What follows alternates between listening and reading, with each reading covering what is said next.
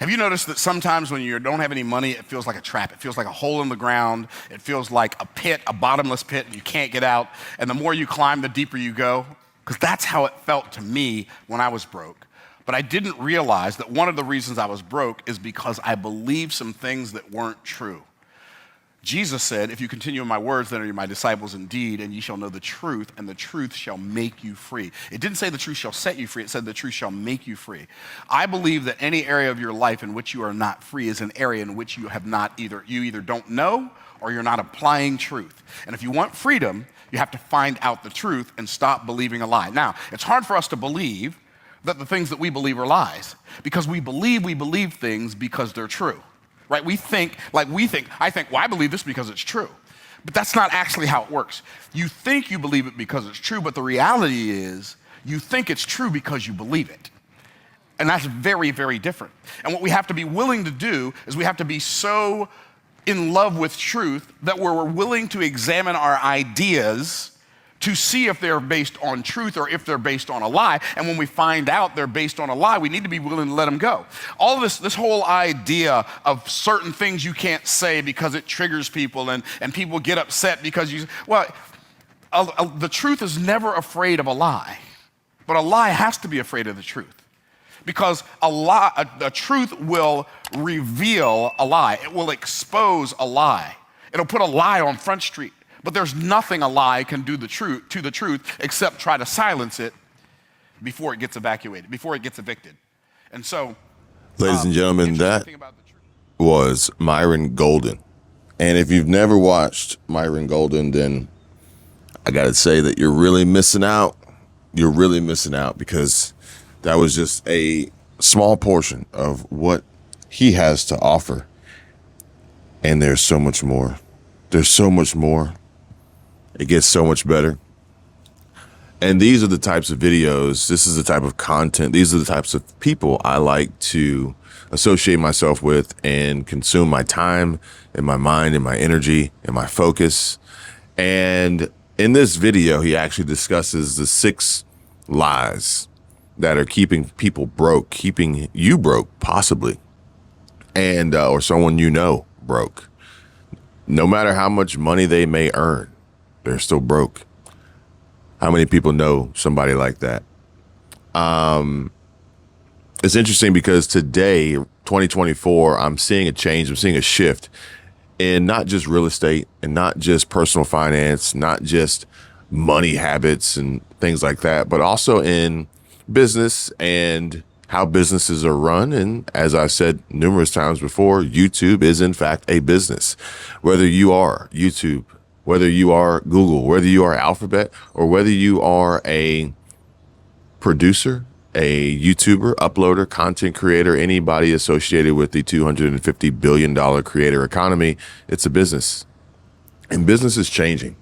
And business has been changing in a way where a lot of folks are reusing clips and reacting to and this, that, and the other. Therefore, why not? You know, if you can't beat them, join them, right?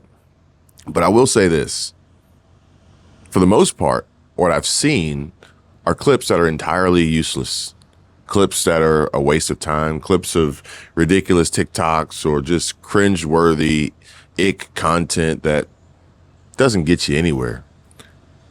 I would have to make this 7 lies that keep people broke, because the 7th lie would be watching and consuming and engaging with and, filling your mind and your time and your body and your soul and your energy with wasteless points of time that get you nowhere. We can identify areas of concern. We can identify the problem and focus on the solution. But unfortunately, the trend now is to identify the problem and focus on the problem. Myron's 6 lies include: number 1, time is money. Number 2, 8 hours work equals 8 hours pay. Number 3, you need a degree to be successful. Number 4, a penny saved is a penny earned. Number 5, all rich people are greedy. And lie number 6, life is hard and things are expensive. I'm not gonna repeat Mr. Golden's video or his content. I am interested in what he has to say, but I will tell you guys I haven't watched his video. And the reason for this is because I don't want to be influenced or have any sort of bias or even, copy in any sort of way. I want to be inspired. I want to be motivated. I want to model after someone I like what they're doing, I'm inspired by, and, I consider it to be valuable and reputable and admirable. And all the good things, all the good qualities, all the good traits that a lot of YouTube videos lack. And unfortunately, the problem is that a lot of people looking for advice, looking for direction, looking for solutions and strategies, looking for answers and a way out of being broke are coming to this platform or other social media platforms for this and not getting it, not getting what they want and not getting what they need, but unfortunately being served a dish served cold that they think they want because they are unaware of the truth. And they are pumped with so many lies on a consistent basis and reconfirming lies of a confirmation bias of the lies that folks lose sight of the truth. Unfortunately, folks lose sight of the truth and will agree with some of these lies here. And one of the worst ones is all rich people are greedy. That's one of the worst ones. But I'll let you guys check out Myron Golden's video if you so choose, because as we discussed yesterday after watching Ty Lopez, you can't convince people to want to learn if they don't want to learn. And I told a buddy of mine yesterday, if somebody's at a bar, odds are they're not interested in being educated. Even if they're at this bar after having left a college campus for which they theoretically should have been there to be educated. And even though they're on a college campus, doesn't mean that they want to be educated. Some people want to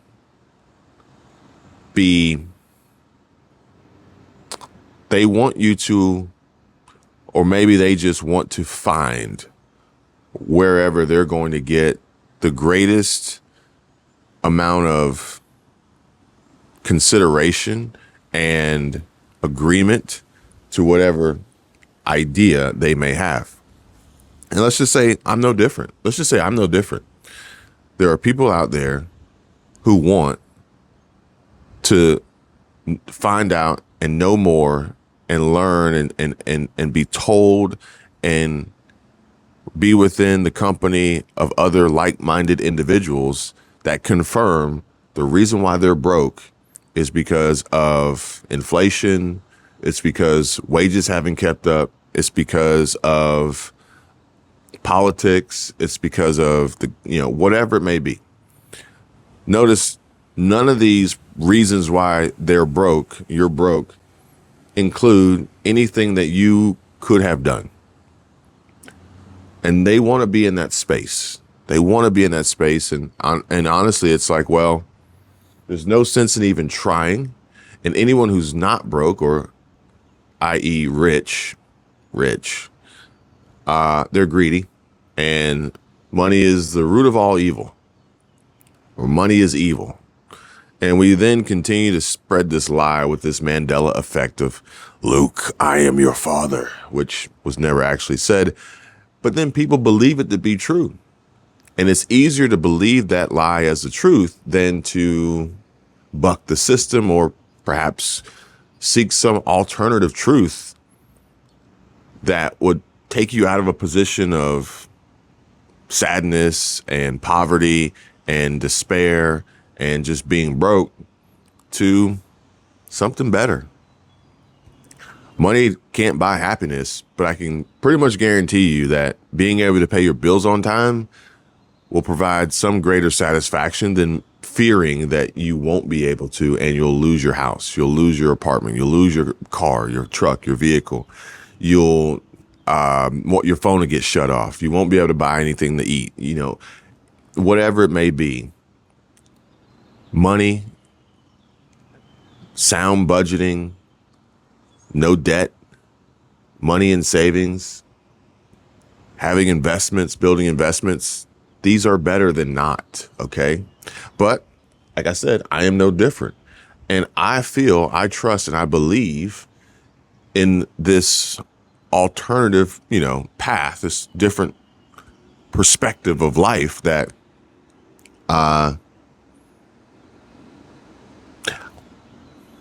exists on this platform. It does, for sure. I'm just waiting to be able to find or have been found by those who think along the same lines and are vocal, because I do believe that I have found it to some degree, but I haven't found it to the point of which they're vocal. Oftentimes the comment section includes those who are vocal from the most negative perspective. And that negative perspective is one of a continuous perpetuation that there's no hope. We're doomed. Why bother? Don't try. Yada, yada, yada. Must be nice. And it's just a pure example of people proving without a shadow of a doubt how little they know. That is true.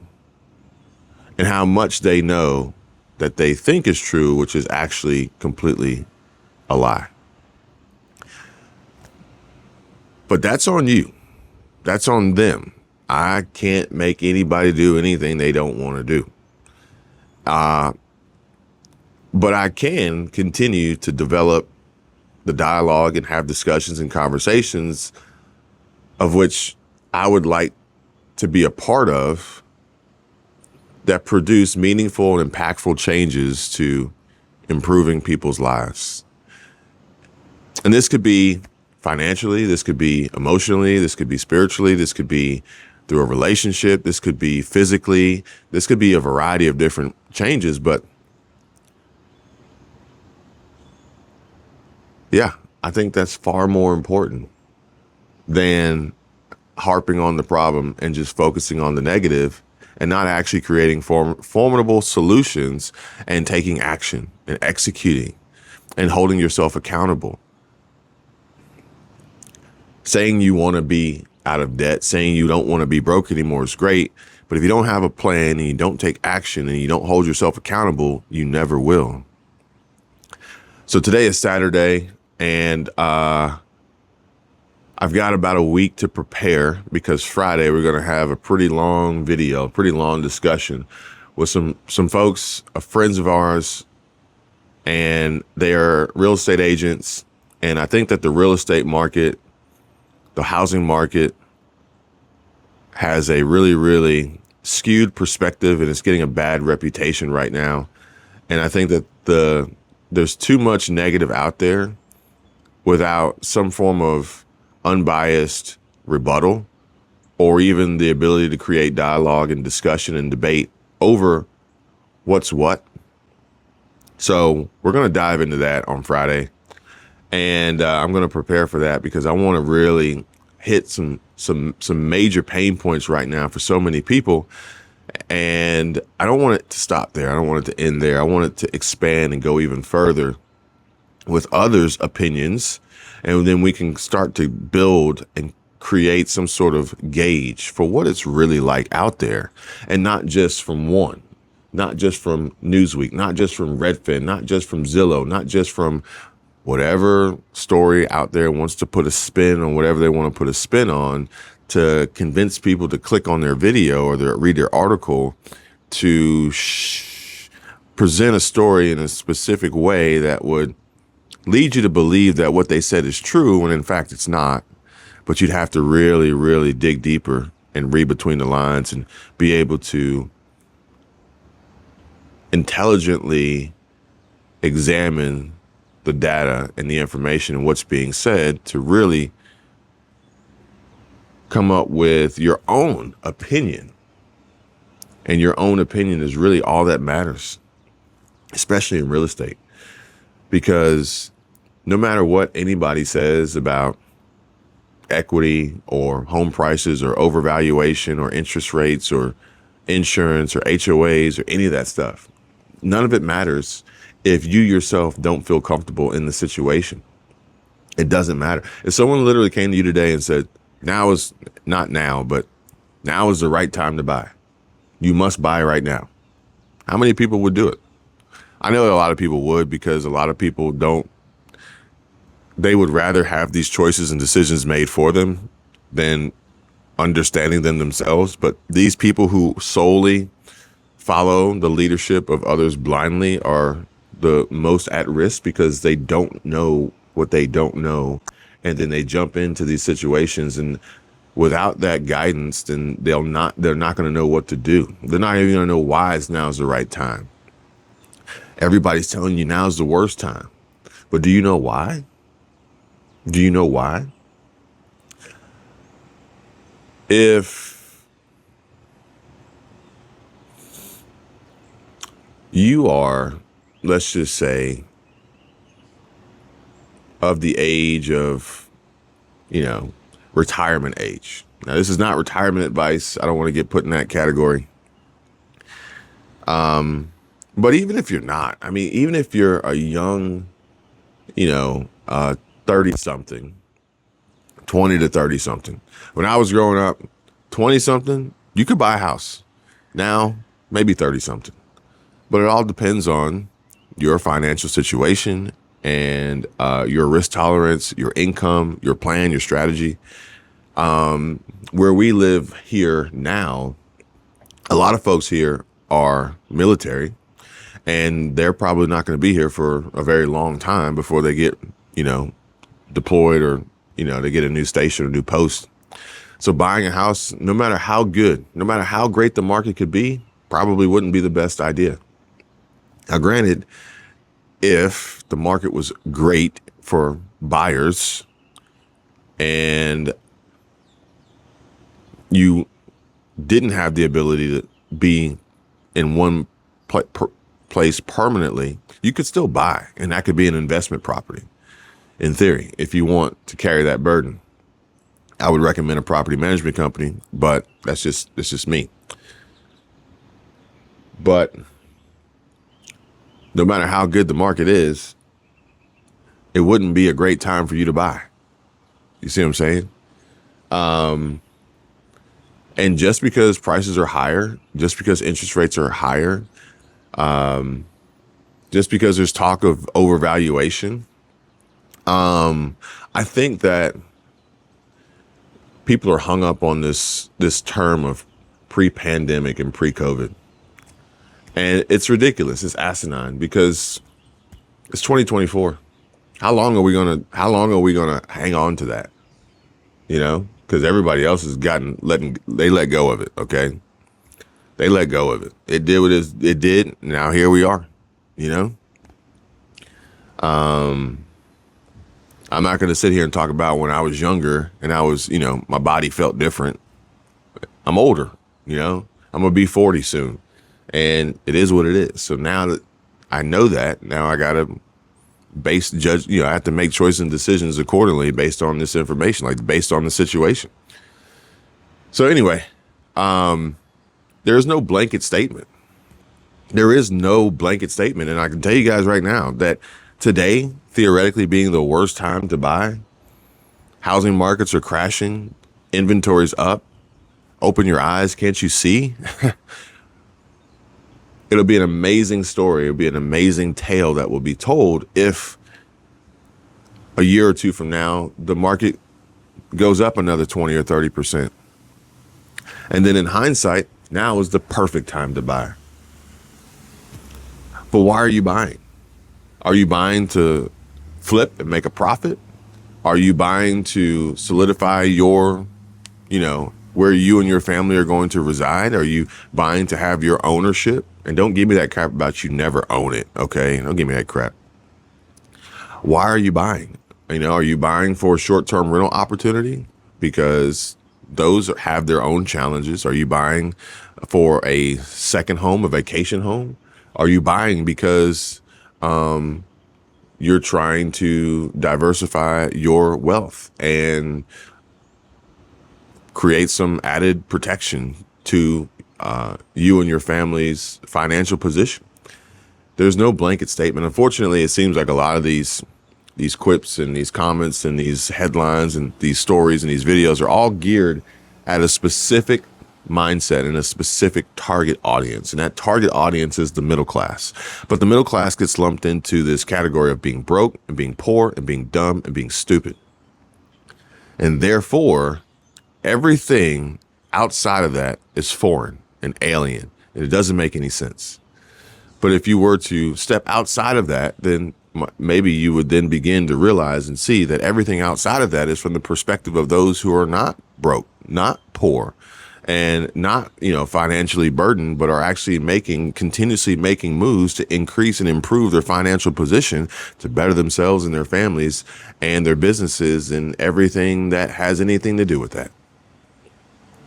But you'd have to be willing, ready, and able to step outside of that comfort zone, debunk some of these myths, be ready to believe some of the truths that you thought were true are actually lies, and then make a plan, take action, and hold yourself accountable, and continue to engage in dialogue with people of the similar mindset, on the similar wavelength and the similar track and path and focus of life that will support you more than trying to hold you down and hold you back, and thus keeping you broke. I can tell you my problems, meditating my silence, but I keep pushing my pen, rotating my stylus. Brokenness feeling like sin, now no breath, low dollar. Used to be left on red, now all the girls go holler. Now all the girls go follow, all the fake friends gon' pop.